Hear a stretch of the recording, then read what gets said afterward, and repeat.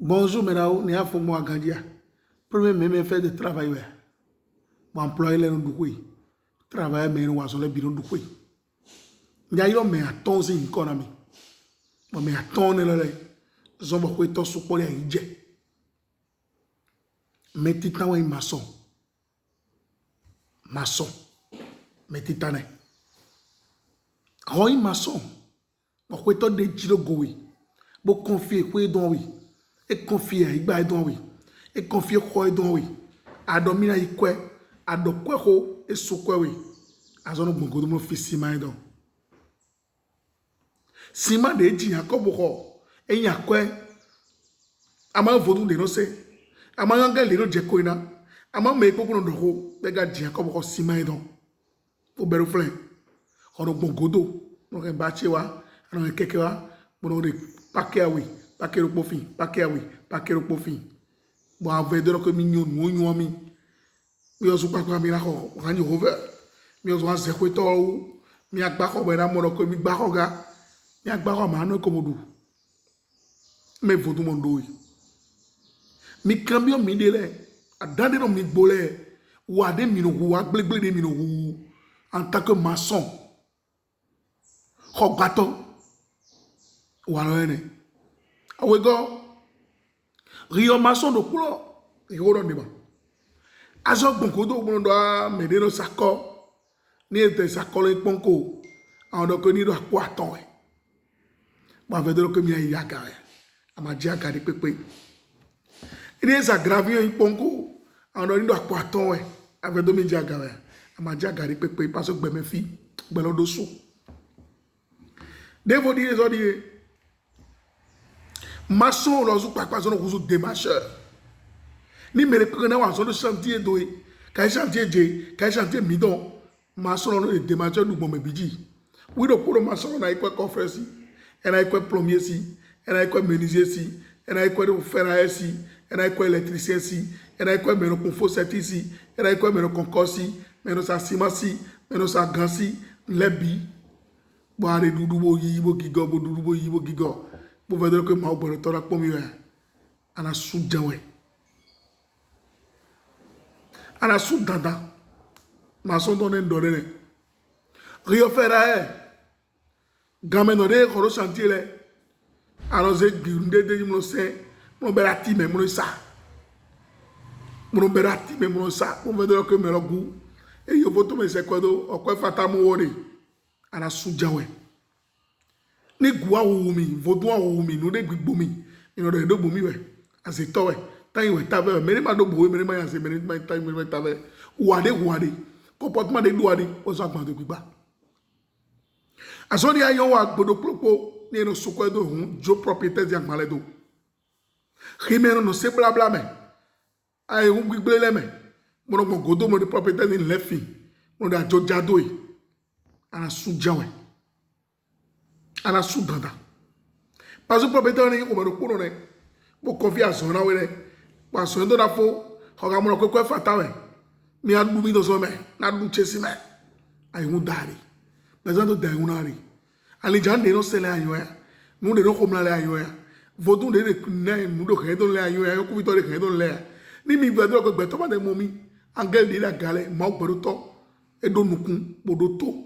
Bon de wa mi de bi, mi na so ko to dada.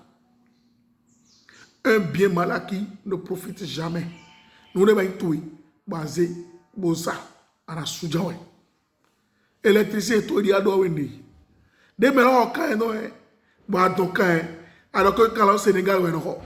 Mais quand c'est quoi mais local. Des local ouais bon donc non est. Des bolo de toi en bail boisa. Mais bon. Ou ami donner mais wada gbedi. Plombier. Regarde que tu as mis à Roma. Mais quand tu as na oui. Bon les tu as na oui. Rosu pa pa zoro que bon tu ne mayon. Mi donne la on bega c'est quoi what tu as mais donc ayete à magafo. À son arrivé. Ayi ka mi donne noter. Menuisier. Oh on repos on le conco. Bon mais bon non vraiment bon donc mi e kala wa ba yo dao. Ka ayo mere. Bon rosu pa pa a vous démarcher. Et vous démarcher jiwe. Parce que ah non na ikwe yezo moisson Bon, mire, ben, mais mire, mire. Coffre, tout il y a dans une. Beati, on a zéro d'algloire. Beati, on a pas, Beati, on a quoi d'autre, mais on a droit. On a de gars, quoi, choro, d'algloire, droit. On a de ziatino, d'algloire, droit, coffre. Et il y a de noter. Ni millions, on peut avoir de sentir, peut pas chanter, on a faux. Bon, mais dingue, mi a nous. Beto, ya mi a zéro do. On va donner non. Mi na soudada. Rimeno, nous d'ado mego. Rimeno, propriétaire de.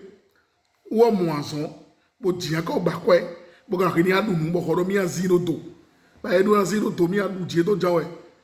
No te wa ko gbedo wo. No te wa ko gbedo yi. Ni azori pe mi no wa, be do confiance la mi hu. Ndu nu me mi désormais. Ba me mele bi je no dunde. Me mele bi go no dunde. Me mele bi go no dunde nu me de. Ba me ni timbo. Ko e dono viron. Esprit dono viron. Alin to dono viron. Boni a ngbeto bo tojiji. Bo ko pom bo ye ko hu. Ka ho bi o kide do. Asone no wa no du mero so mo ne nu ko ya ka ne godo yi. Ni abo de du ka dangbo me de na gbo we no sopo. Ni doto ma du kwelo. Bo ko no du kwelo. Bo ko ma du kwelo. Asone no du kwelo. Asone ma du kwelo. Adagbo me ma do nu kunle no du kwelo bi. Parce que un fido sou. Mi gbesu. Bojo grizi a grizido. Nous bon mi me ko edo bo mi we. Azewe, tanti we. Ta ve me de ma do bo we. Wade we mbodo yi. We azedo yi. We mi akare gbigbo le. Mi dio walo. Mi zo dio walo. Aklo bo to ze mi do aka. Azowato dio we me vodu. No ni adu 1er mai. Zi ko faire de travail hu. Aga we mi ama wogu. Pour le demain bo ba jono we. Bozanglo. Zenogba.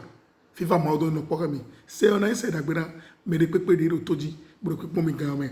Et nous allons mettre d'ao. Dieu est amour et opportunité. Ou même vaudou. Que les bénédictions soient. Bonne semaine à vous tous. Très bonne semaine à vous toutes, à vous tous et à vous qui sont en train de me regarder à l'instant présent. Vous qui êtes en train de me regarder à l'instant présent, que les bénédictions soient. Je suis visionnaire mais spirituel. J'ai voulu juste toucher les employés qui escroquent les travailleurs qu'on a mis sur nos chantiers, qui sont en train de nous escroquer. Parce qu'il y a beaucoup de travailleurs qui font que les propriétaires ne réalisent pas leurs rêves. Évitez ça. Maçon jusqu'au dernier employé d'un chantier, soyez honnête avec les propriétaires pour que votre vie soit honnête. Que l'argent qu'on vous donne, main d'œuvre qu'on vous donne, vous suffit. Évitez de voler les propriétaires. Évitez de les arnaquer. Évitez de les topier. Évitez de devenir des marchands dans tout. Que Dieu vous bénisse. Shalom, shalom.